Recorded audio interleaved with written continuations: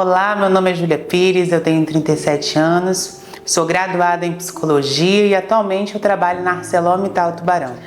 Então, eu me percebi enquanto pessoa trans. Acho que antes de falar sobre percepção, preciso falar um pouco sobre a época, né? Eu acho que ela conta muito sobre isso. Então, eu tenho 37 anos. Sempre ao longo da minha infância e da minha adolescência, eu questionava tanto os papéis de gênero impostos quanto a própria sexualidade. Então, eu creio que começa aí aos 6 anos. Como eu já falei algumas vezes, eu sempre me percebi de uma forma diferente das outras pessoas e venho de um ambiente religioso, então acreditava que Deus poderia me transformar numa menina loura, bonita, que na época eu era uma criança loura. O tempo foi passando e eu continuei nesse ambiente religioso e aos 18 anos eu rompi com essa crença, com essa visão que me perpassava desde a infância. Então, a partir dos 18, eu tive uma depressão profunda, tive um episódio de tentativa de suicídio, que acho que é muito importante falar, justamente pelo sofrimento que dá o fato da gente não conseguir ser quem nós somos em nossas próprias peles. E a partir daí, aos 18, com muito medo, eu falei para minha mãe que eu era uma pessoa gay, porque não existia muito o tema transexualidade. Ainda tinha um movimento, que era o próprio movimento GLS, não era o movimento LGBT ainda, então era gays, lésbicas e simpatizantes.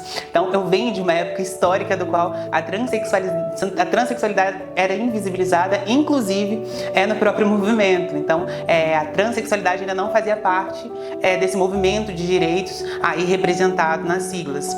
E aos 24 anos, logo no início do curso de psicologia, foi quando eu entendi que eu nunca fui uma pessoa cisgênera.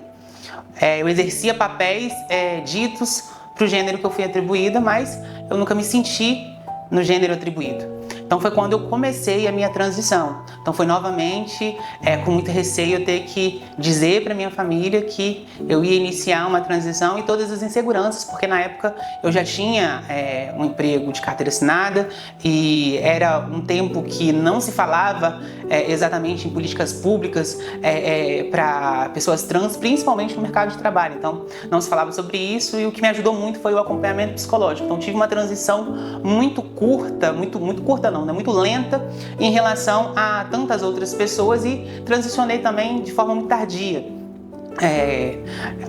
Acho que o ponto positivo de quando a gente evolui em políticas públicas é que as pessoas começam a se perceber enquanto pessoas trans mais cedo e conseguem fazer um acompanhamento saudável desde logo cedo, que não traz tantos impactos assim na nossa transição. Nunca tinham me feito essa pergunta e eu nunca pensei sobre isso também. Mas eu acredito que uma das diferenças perceptíveis é como eu tinha um comportamento amargo, como eu me sentia... Eu tinha raiva o tempo todo, eu não me sentia adequada, o quanto me trazia frustração, incômodo e acho que angústia mesmo. Acho que eu posso dizer angústia, como não saber quem você é e estar perdida ali no que você está fazendo, tira totalmente o sentido da vida. Então acho que a Júlia hoje tem um sentido, tem um objetivo para a vida.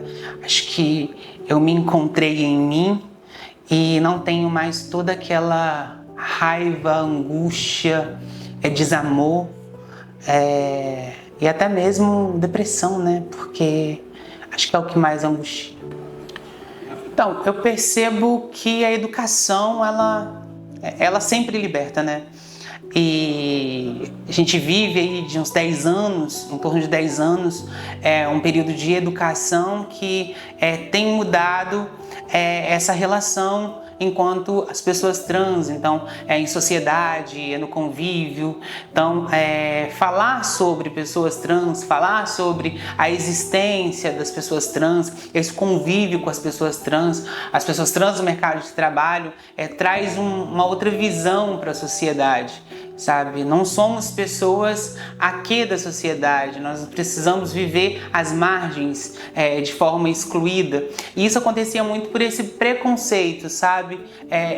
Não no fato de eu não gosto ou eu não quero compartilhar um espaço com essa pessoa, mas mais no sentido de que eu desconheço isso e eu acredito no que falam. Então tem muitas informações sobre pessoas trans que ainda hoje são divulgadas de forma errônea, o que nós chamamos de fake news, mas que o convívio, as informações e como elas vão sendo passadas produzem cidadania para a população trans, principalmente. O que eu diria, talvez seria o mesmo que eu poderia dizer para mim se eu voltasse lá atrás, né? Procure informação. Depois de informação, converse com as pessoas da qual você tem confiança, apoio. A gente fala aí que é essa rede de apoio. Busque um acompanhamento médico, busque acompanhamento psicológico. Os impactos psicológicos de uma transição ainda hoje geram vários transtornos como ansiedade, pânico, fobia social. Então é muito importante o acompanhamento psicológico, tanto da pessoa que está transicionando, quanto até mesmo da família.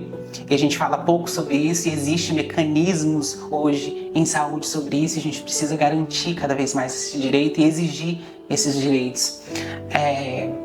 Busque a educação, não desista em nenhum momento da educação. É difícil, a escola ainda é um ambiente muito opressor, mas é o caminho que abre portas.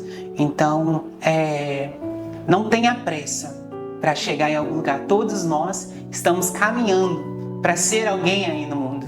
Então, não é ser alguém no futuro sobre profissão, mas ser alguém no mundo, ser alguém de alguma forma. E quando a gente faz isso com acompanhamento, com uma rede de apoio, com acolhimento, com um grupo de amigos, então busque se vincular a pessoas que já transicionaram ou estão transicionando. Busque se relacionar com os grupos, principalmente, porque traz uma outra visão para a sua existência. Eu acho que foi o que mais me salvou, foi encontrar um grupo do qual eu conseguia me ver e partilhar alguns sentimentos bons. Então, eu acredito que seja muito importante isso. Principalmente, sonhe bastante. Independente de ser uma mulher trans, um homem trans ou não binário, sonhem bastante. Nós podemos ser qualquer coisa, independente da nossa identidade de gênero. Então a gente precisa explorar e caminhar tomando os nossos espaços, porque são nossos e foram retirados. Então a gente precisa avançar também nesse ponto. Então quando a gente tem todo um suporte, a gente consegue avançar muito mais e consegue inclusive ser espelho para outras pessoas. E o que eu acho interessante que a gente fala, principalmente no mês da visibilidade trans, é o quanto esse impacto da representatividade, ele muda vidas. Então nós temos em Guarapari tantas pessoas trans que são exemplo. Tem pessoas que foram exemplo para mim e eu tive a honra de ver pessoas falando que eu já fui exemplo para elas. Então eu fui a primeira subgerente de saúde mental, uma pessoa trans, na cidade de Guarapari, no município de Guarapari.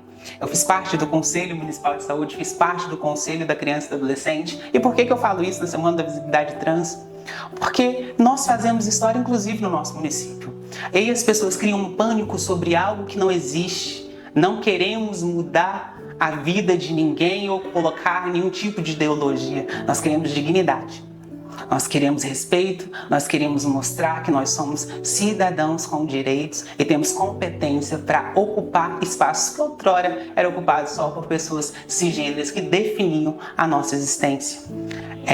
Também, outro marco que a gente traz, e é importante falar, é que Guarapari tem em história, né? Então nós temos como histórico a nível Brasil que foi o primeiro município do Brasil que fez a retificação de nome e gênero pelo provimento. Então isso é um marco para a nossa história, é um marco para o nosso município e é muito importante dizer isso no Dia da Visibilidade Trans, justamente porque isso não impacta de forma negativa a vida de ninguém, como não impactou de 2018 até aqui, como não impactou quando eu estive em algum desses lugares, a não ser de forma positiva. Muitas pessoas puderam aprender, discutimos sobre temas importantes, então a visão era mais ampla e a partir disso se produzia mais dignidade para a população LGBT no geral, mas também para a população trans. Então acredito que esses são marcos que eu não carrego para mim, mas são marcos que eu carrego enquanto o movimento